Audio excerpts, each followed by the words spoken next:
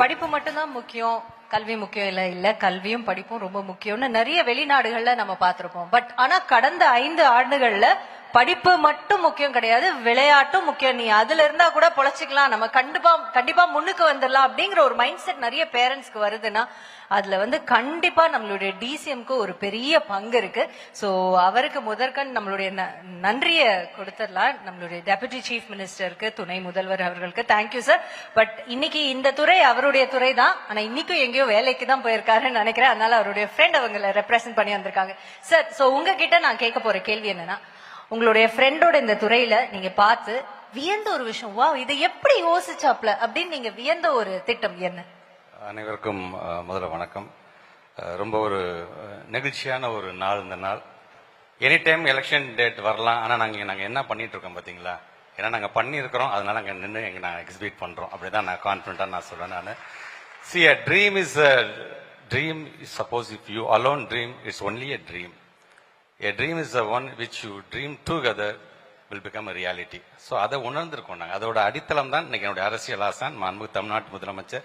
நம்ம என்ன செஞ்சிருக்கோம் உலகத்துக்கு நம்ம காமிப்போம். இதில் என்ன இருக்கு, செய்யாதையா சொல்லப்போம், செஞ்சதானே சொல்ல போறோங்கிறதுக்கான ஒரு பிளாட்ஃபார்மாகத்தான் இதை நான் பார்க்குறேன். I'm so happy. இன்னைக்கு கூட எங்களோட டெப்யூட்டி சீஃப் மினிஸ்டர் சவுத் ஃபுல்லாக இன்னைக்கு ஒரு டூர்ல இருந்துட்டே இருக்காரு, உழைச்சிக்கிட்டே இருக்கிறாரு. கிட்டத்தட்ட எனக்கு ஒரு 4 ஸ்லைடு கொடுத்தாங்க இந்த ஸ்போர்ட்ஸை பொறுத்த வரைக்கும். அந்த 4 ஸ்லைடு வரை 4 நிமிஷம் பேசுறதுக்கான ஸ்லைடு இல்ல, 4 தலைமுறை உட்கார்ந்து பேசக்கூடிய அளவுக்கான உழைப்பை எங்களுடைய துணை முதலமைச்சர் செலுத்தி இருக்கிறார்.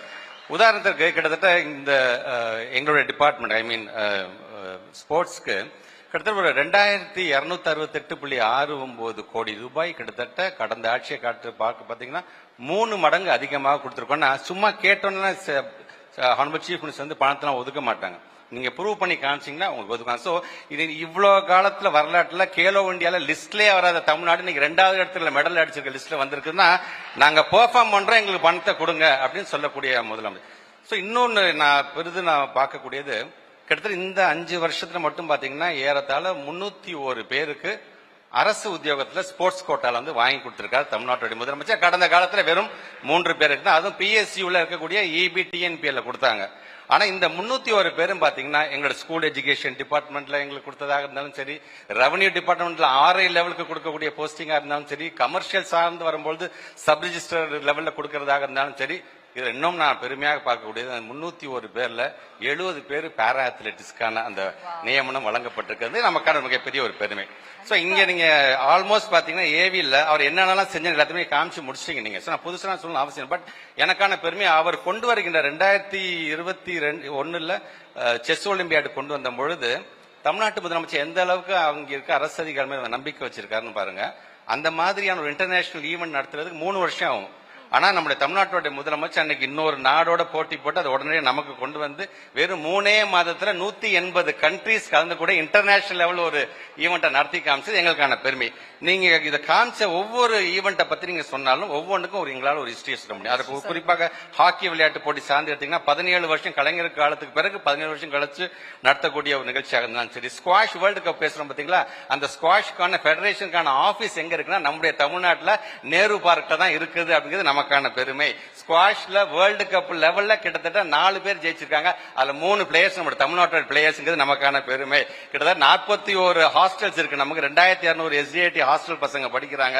வெறும் 250 ரூபாய் மட்டுமே அவங்களுக்கான ஃபுட் அலவன்ஸ் இருந்தது 350 ரூபாயை மாற்றி ஒவ்வொரு பிளேயர்ஸுக்கும் நியூட்ரிஷனுக்காக நீ என்னென்ன சாப்பிடணும், என்னென்ன நீ பெர்ஃபார்ம் பண்றதுக்கு உனக்கு என்னென்ன சப்போர்ட்டுங்க கொண்டு வந்தது இப்படி சொன்னீங்கன்னா பேசிட்டே இருக்கலாம். அதுல கண்டிப்பா பேசுறேன். நீங்க சொல்லும் போதே அப்படியே அவ்வளவு குழந்தைங்களுக்கு வேலை வாய்ப்பு, அதுவும் ஒவ்வொரு தளத்துல அவங்களுக்கு வேலை வாய்ப்பு, அவங்களுடைய லைஃபே நம்ம அடுத்த தளத்துக்கு கொண்டு போய் போ, நீ எங்க வேணா பறந்து போ அப்படின்னு நம்ம சிஎம் சொல்ற மாதிரி விளையாட்டா மட்டும் பார்க்கறது கெரியராவும் பாருங்கன்னு சொன்ன அந்த ஒரு மைண்ட் செட்டை கொண்டு வந்தது தமிழ்நாட்டுடைய முதலமைச்சர் தான். அண்ட் இன்னொரு விஷயம் நம்ம டிசிஎம் சார் பத்தி சொல்லணும்னா, நமக்கு இதுக்கு முன்னாடி ஒரு ஃபியூ ஸ்போர்ட்ஸ் மட்டும் தான் தெரியும். ஆனா அவர் வந்ததுக்கு அப்புறம் நிறைய பேர் இதெல்லாம் நம்ம பாத்துருக்கோம், ஆனா இதுக்கு என்ன பேருன்னு தெரியாது. அந்த மாதிரி ஸ்போர்ட்ஸ் நிறைய கொண்டு வந்தாங்க.